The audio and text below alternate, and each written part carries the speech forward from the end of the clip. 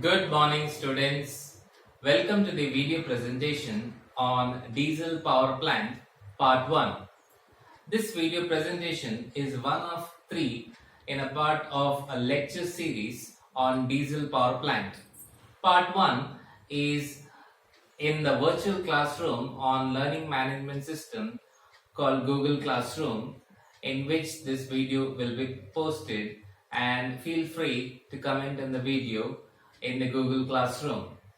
Diesel power plant is part of module 2 in the course on power generation and economics. So students, first we start with the introductory note on diesel power plant, and then we will move on to merits of diesel power plant, demerits of diesel power plants, and the selection criteria for site of a diesel power plant. Finally, we summarize the diesel power plant merits, demerits, and the site selection criteria in the final slide. So, we now begin our discussion with what is a diesel power plant. It is nothing but a diesel engine coupled to an electrical generator. This diesel generator, together called the diesel power plant, along with auxiliary equipment, is very simple in its operation. Okay, so it is nothing but a diesel engine in which diesel as a fuel is burnt, and then the pressure and the temperature of the emitted fuel or the emitted flow gases is converted into electricity by an electrical generator. Simple, isn't it? We will now discuss some of the merits of this diesel power plant. Okay, so some of the merits of the diesel power plant are listed in this slide. First one, the design is simple. The second, availability of space is less. Okay, less space is required for a diesel power plant, and availability of standard equipment, standard generator, diesel generator in standard ratings, and thermal efficiency is quite high compared to other kind of generation.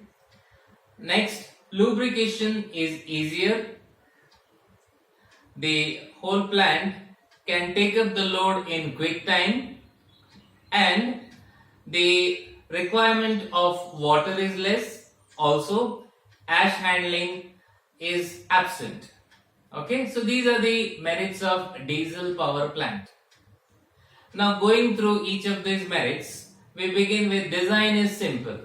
What I mean by design is simple is, if we talk about other complicated hydroelectric power plants which we have already discussed in module 1, and the steam power plants in chapter 1 of module 2, the auxiliary equipments required in diesel power plants are very minimal. Okay, so since they are very minimal, okay, the complexity comes down, the space requirement is less. Also, the standard ratings are available off the shelf, and we can simply buy it from the local market. Next, the thermal efficiency of a typical steam power plant is of the order of 29 to 30% maximum theoretical limit, but for a diesel power plant is comparatively much higher. Also, the lubrication can be easily done using lubricating oils. Alright, now if this diesel power plant is acting like a backup, which is mostly the case, it is usually used as a backup power supply, then we can take up the load very quickly in case the grid fails. The diesel power plant can easily take up the load in no time. Also, the water requirement is very less, it is minimal, only for the purpose of cooling. The ash handling is not required at all because ash is not produced here. It is only produced in coal-fired plants, which we have already discussed in the previous chapter. Okay, so these are the different merits of a diesel power plant. Now, I would also like to discuss some demerits of the diesel power plant.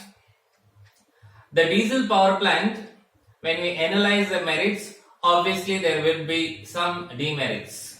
The demerits are listed here. Since diesel is the most important fuel, okay, it is the inherent part of the diesel power plant and it is costly, not available everywhere. Also, a diesel power plant cannot be overloaded for long durations. The maintenance charges are quite high and unhygienic fumes can be produced. It is only suitable for supplying small loads. So these are some of the drawbacks, disadvantages or demerits, whichever way you want to look at it, for a diesel power plant. Finally, we turn our attention to site selection criteria for a diesel power plant.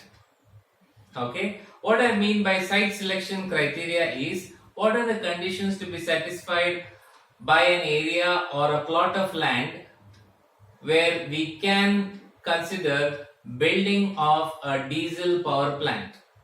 Okay, there could be technical considerations, economic considerations and environmental considerations. So, talking about all these considerations, putting them together in one slide, I have listed them here. The first one is distance from load center. The second one is availability of land and fuel. Next, availability of water, availability of transport facility, type of land used, and distance from populated regions.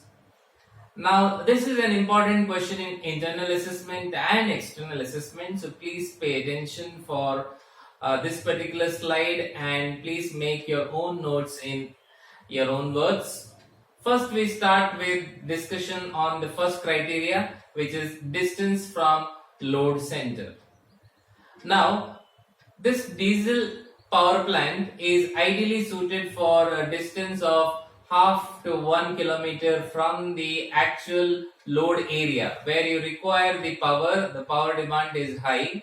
You cannot talk about big distances in excess of 10 to 20 kilometers. If you do so, then the transmission losses are quite high and the whole project of setting up a diesel power plant will not be viable. Economically and technically will not be viable at all.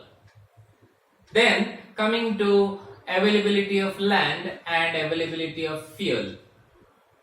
Fuel being an important criteria in the entire power generation process should be easily available for lesser price. For example, if you have an oil refinery or an oil jetty close to the power generating area, then we can easily think of taking diesel from the refinery, which is a product from the refinery, and then using it in our power generation. Then the cost of generation comes down considerably. Also, the land available should be for lower cost so that the cost of investment goes down. Next, if the fuel is not available in the neighboring vicinity, at least there should be transportation facility like roadways or railways for carrying the fuel from tankers or through the railways through their goods carriers. Okay, then we talk about availability of water. Water is required in minimal requirement. It is not highly required quantity like hydroelectric power plants and steam plants, but still it is required for cooling, and if it is available for free in nature, then such a site is given more preference. Type of land.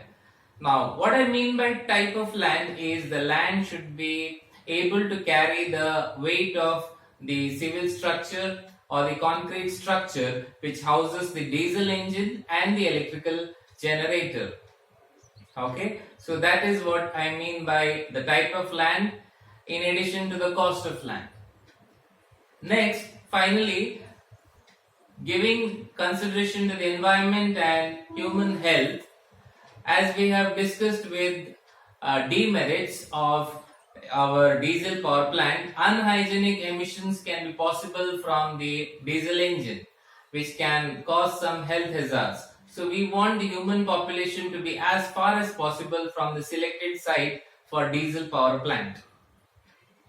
Finally, summarizing, students, please note, we have learned the following points. We have learned what a diesel power plant is. It works on diesel, which is given to a diesel engine. Diesel is costly, not available everywhere. Such plants are favorable for an area which is closer to the oil refinery. Diesel power plants are suitable to be supplying small loads like residential loads, commercial loads like hotels, hospitals, etc. And it can be still considered to be an important source of power even where there is no setup for renewable energy. Alright, so please feel free to comment on this video. Discussion points are open on the Google Classroom. Please go there, post your discussions and queries before we take up the next 2 lectures on diesel power plant in the actual classroom, which will deal with the plant layout, schematic diagram and other technical aspects of diesel power plant. Thank you. Thank you, students. Bye for now. Have a good day.